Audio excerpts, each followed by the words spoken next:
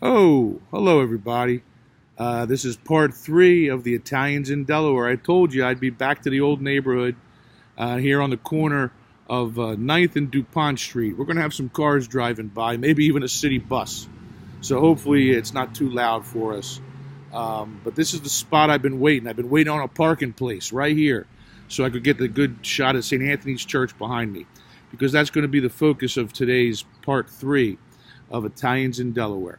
We're in the Hill area, the Little Italy area of Western Wilmington, and this is the church, my family's church.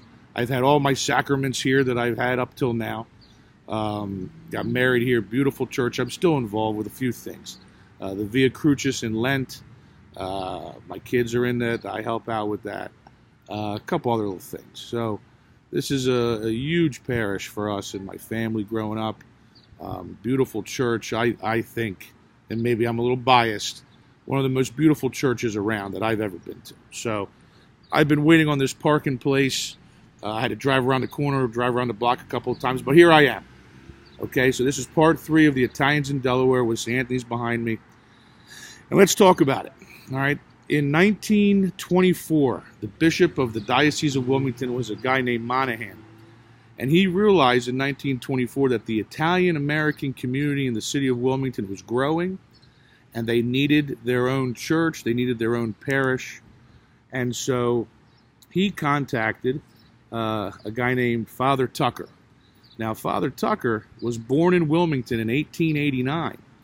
He was the first student ever enrolled in Salesianum High School. He was also the first American who was an oblate of St. Francis de Sales. In World War I, he was a chaplain for the Army. And he and a friend of his, the Reverend Paul Fournier, who I'll talk about a little bit later today, were contacted by Bishop Monahan to start a parish, an Italian church in this part of the city of Wilmington. Remember, because of the railroad and some other industries, quarrying, this was a big Italian community already by the 1920s. So they were contacted by the bishop to start a church here. They, in turn, got four major people involved right in the beginning.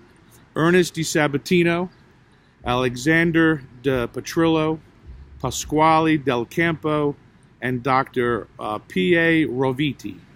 And these four gentlemen, along with another guy that I'll talk about in a minute or two, really were the foundation, the beginning, collecting of funds to help finance the church, the building of the church. The land that this church was given on this 9th Street, between 9th and 10th, and DuPont, Scott Street, was owned by Louis Finanza. I talked about him in the last show. Turns out to be the great-grandfather of my buddy Dennis. Right, we found that out after talking about these shows that I've been doing.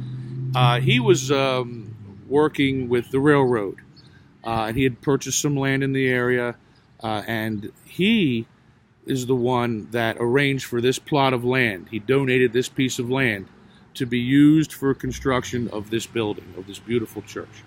So Louis Finanza, and again, Di Sabatino, Petrillo, Del Campo, and Roviti, all maybe the founding fathers of St. Anthony of Padua, parish, church, school, etc. They started to raise money. In the first week of fundraising, they raised $50,000. So the Italians were very, very willing to contribute to this endeavor. They built a small chapel right in the middle of the block. Today it's where the rectory is.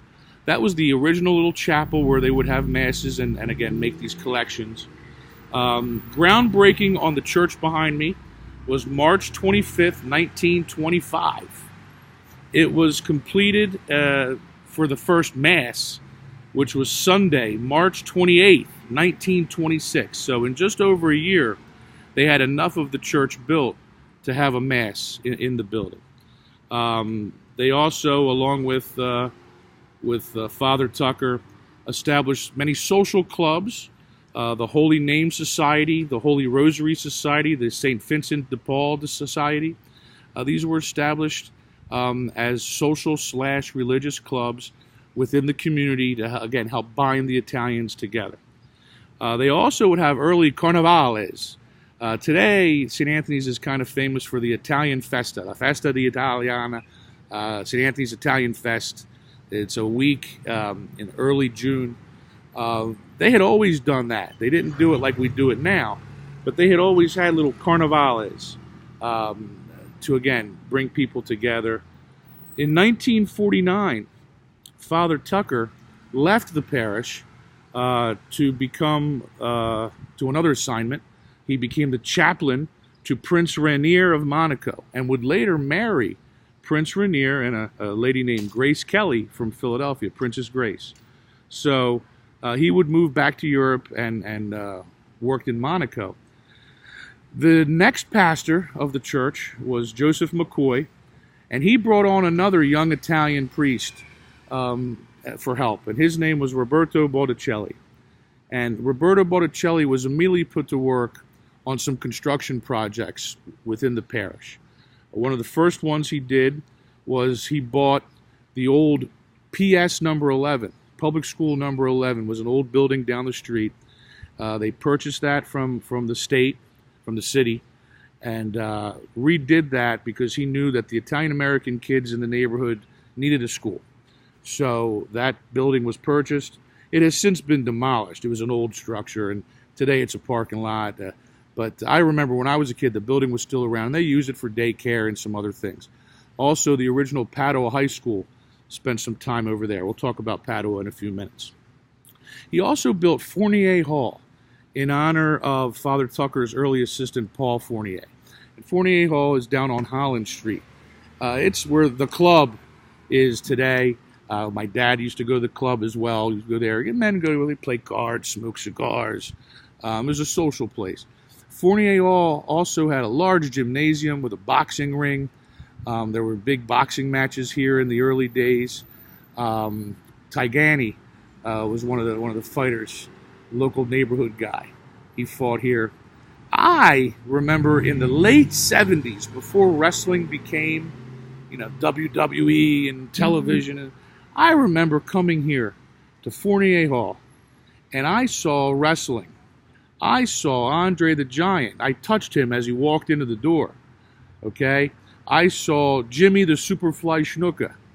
I saw the tag team champions, Mr. Fuji and Mr. Saito. Sergeant Slaughter was here. So right down the street, I saw some of what I consider the big names in wrestling back in the late 70s, early 80s. I saw those guys in this Fournier Hall, this athletic facility.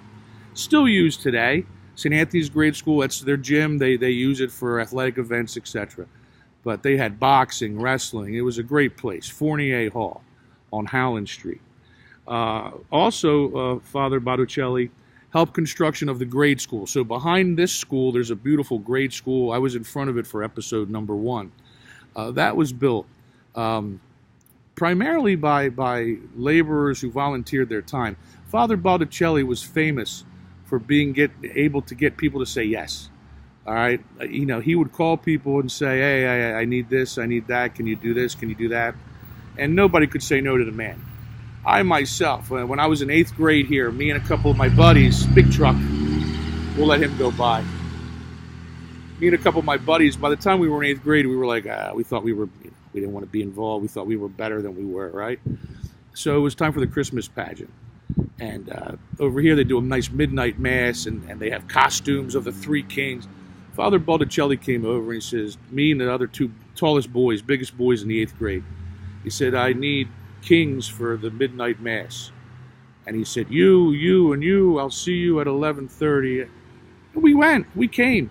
That was the kind of guy he was. When he asked you for something, you did it. He'd call, say, I need a bulldozer. Somebody in construction would bring a bulldozer wherever he needed it. So he got yes out of people. He was a good guy, and I think people liked helping him. So along with the building of the school, he also saw there was a need for young women in the parish and outside the parish to have a high school. And so Padua Academy was established. First it was down the street, then they built the beautiful building up the street there where it still is today. And the legend goes that he was originally planning on building a swimming pool And when they did the excavation, they hit rock. They couldn't put a swimming pool. But people had donated all these tiles, all this tile. When you go through Padua today, you see on the walls, there's tile. There's tile everywhere. And the legend goes, that's what he used as wall dressings. He had all this tile, he put it to use. So there's some areas of Padua that remind you of a swimming pool. Those are the leftover tiles, they say, that Father Botticelli did not want to go to waste. So Padua High School, the Pandas, they're up the street, great high school. Then in the early 1970s, the Delaware National Guard, who had an armory right down the street, moved. They took their operations, big truck.